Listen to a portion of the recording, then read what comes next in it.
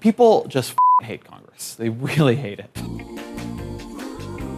If you don't like Congress, and Congress is fundamentally an ongoing fight between the Democratic Party and the Republican Party, isn't the thing that would fix it a third party? I think I get that question more than any other. The thing there is that it really comes down to what you mean by the word fix. Do you remember the Underpants gnomes from South Park? I don't get it. You see, phase 1, collect underpants. Phase 2, phase 3, profit. Oh, I get it. No, you don't, fat ass. It gets a bit like that. You have step 1, a third party.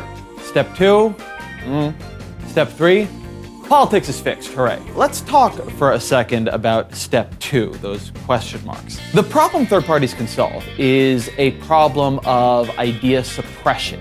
For some reason, there's a popular idea or a popular grouping of ideas, and neither party's won back. Third parties can break the monopoly Democrats and Republicans have over which ideas get considered. The problem they can't solve, the problem they might actually make worse, is a problem of no ideas, not even the ideas backed by Democrats and Republicans being able to make it through the hellscape of fail that is the US Congress. In fact, a third party might make that hellscape of fail even worse. One of the people I spoke to about third parties when trying to figure this out is Ronald Rappaport. He's a political scientist at Williams and Mary, and he wrote the book on third parties. I mean that totally literally. The book is called Three's a Crowd. The thing he says is third parties to survive need a, quote, unique agenda. If someone is gonna actually go to the trouble of supporting a third party, they need a damn good reason. And that reason is usually that the third party is saying something that those people really believe, that the big two parties are not saying. It's worth stopping on that point for a moment because Washington forgets it completely. The constant talking about a third party is a third party by elites and for elites. The third party of Unity 08, Michael Bloomberg running for president, Simpson Bowles, of technocrats, of the Brookings Institute, sober moderate, things people in Washington already care about. That is not how successful third parties look. They're about the things that Washington elites don't care about, or at least don't care about in the correct combination. Ross Perot's supporters, for instance, they were completely pro-choice, totally anti-affirmative action, and really nationalist. Which is to say they weren't moderates. Third parties are not moderate. They were extreme in ways that went left to right, and then back to right, and then back to left, again and again and again. So if that's your problem, that no one in Washington talks about what you care about, then a third party is a weapon that can help. Again, think about Perot. Bill Clinton was much more focused on reducing the deficit because Perot showed the issue's total power. Newt Gingrich's contract with America was a very close echo of Perot's United We Stand.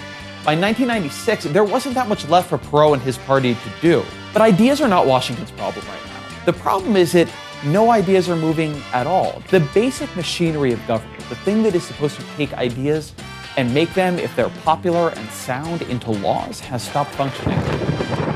A third party might actually make that worse. Let's start with the likeliest third party win, a third party president. Some super charismatic, probably super rich figure comes in and wins the presidential election. Right now, the basic problem in American politics is that one of the two major political parties has an interest in destroying the president at any given time. The new Senate Majority Leader, Mitch McConnell, said in 2010, quote, "The single most important thing we want to achieve is for President Obama to be a one-term president." With a third-party president, both parties would have an interest in destroying the president, not just one. In fact, the party the president was actually closer to on policy might be even more committed to her destruction, because a third party is a bigger threat to the party it agrees with most. Think of Ralph Nader being a spoiler for Al Gore. So that would be the problem for a third-party president. They would get even less congressional cooperation than a Democrat or Republican. But it's also possible for a third party to win a bunch of seats in the House and Senate and try to fix Congress from the inside. That's also damn hard. Everything in Congress, pretty much, is structured by the two major parties. Committee assignments, debate rules, floor time, all of it. A third party that didn't play ball would find itself powerless. That's why third-party candidates who do win in congressional seats tend to work with one of the two parties. Think of Bernie Sanders from Vermont or Angus King from Maine. They won their seats as third-party candidates, but they caucus with and act like traditional Democrats. In Congress, even when you have three or more parties, you quickly realize you only really have two. But the other problem is that even if a third party did win seats in Congress and accepted less institutional power, it's hard to see what problem it would actually solve. Congress is split by disagreements it can't resolve and an inability to compromise. A third party would simply add more disagreements and more people who needed to be compromised with into the mix. Which is to say that all the crazy incentives and screwed up structures that are causing so many problems in our two-party system would end up causing just as many problems, if not more, for third parties. A third party might change the ideas Washington takes seriously, but it's hard to see it fixing the fact that Washington can't do anything with the ideas it already does take seriously.